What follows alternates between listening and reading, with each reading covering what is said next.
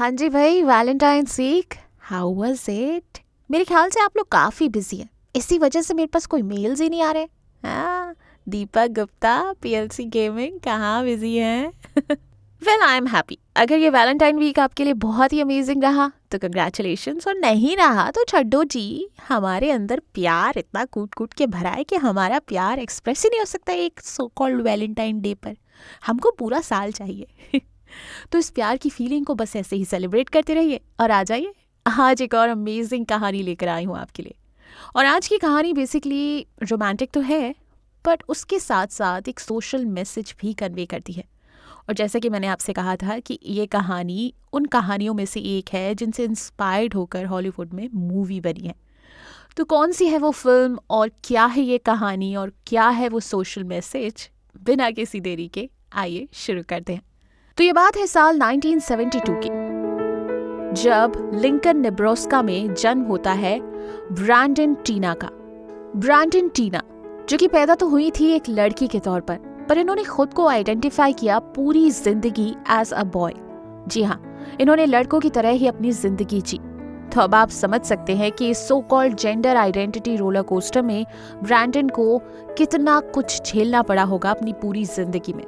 Society का pressure, misunderstanding, shaming, personal struggles वगैरह वगैरह। और इस सब से तंग आकर उन्होंने 1993 में डिसाइड किया कि वो एक नई जगह पर जाकर नई शुरुआत करेंगे, और इसलिए उन्होंने अपना शहर छोड़ा और नेब्रास्का चले गए। ब्रैंडन नहीं जानते थे कि ये उनकी जिंदगी की सबसे खूबसूरत शुरुआत थी और सबसे डरावना अंत। तो हुआ ये कि 1993 में ब्रैंडन नेब्रास्का शिफ्ट हो गए। यहाँ एक कॉमन फ्रेंड के थ्रू उनकी मुलाकात हुई लाना से। लाना एक खूबसूरत, एनर्जेटिक, वाइब्रेंट लड़की थी जिन्हें पहली मुलाकात में ही ब्रैंडन पसंद आ गए। दोनों की केमिस्ट्री पहली बार से ही एकदम सटीक परफेक्ट थी। एक दूसरे के साथ टाइम बिताना, एक दूसरे के जोक्स पर हंसना, फीलिंग शेयर करना, सब कुछ एक साथ करना उन्हें पसंद आने लगा था। और धीरे धीरे इनके 2 महीने की मुलाकात इतनी गहरे अफेक्शन में बदल गई कि अब ये दोनों एक दूसरे के लिए कुछ भी कर सकते थे। लेकिन लाना को अभी तक ये नहीं पता था कि ब्रैंडन दरअसल एक लड़की है। तो चीजें यूं ही चल रही थी। ब्रैंडन लाना के साथ अपनी जिंदगी का सबसे खूबसूरत समय बिता रहे थे अंटिल 19 दिसंबर 1993, जब वो भयानक दिन आया जब ब्रैंडन की जिंदगी में सब कुछ बदल गया। हुआ ये कि एक फ्रॉड केस के चलते ब्रैंडन को गिरफ्तार कर लिया गया, और जब वो इस कानूनी प्रक्रिया के चलते जेल पहुंचे तो उनका ये सबसे बड़ा राज सबके सामने आ गया कि वो लड़का नहीं लड़की है। और एक लोकल न्यूज़पेपर के कारण ये बात पूरे शहर में फैल गई।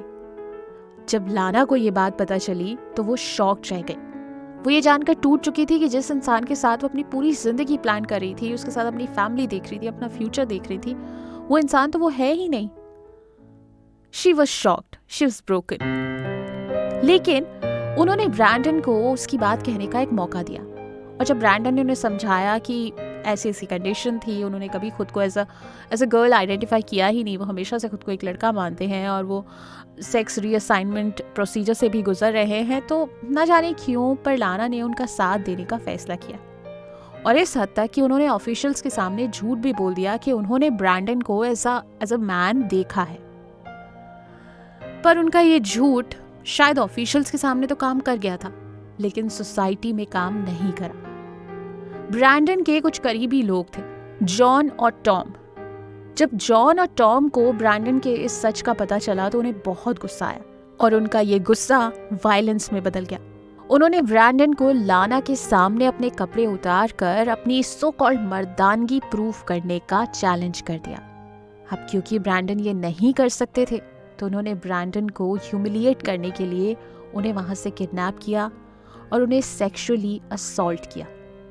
लेकिन ब्रैंडन ने यहाँ गिव अप नहीं किया। उन्होंने अपने आप को समेटा और इन दोनों के खिलाफ कंप्लेन करी।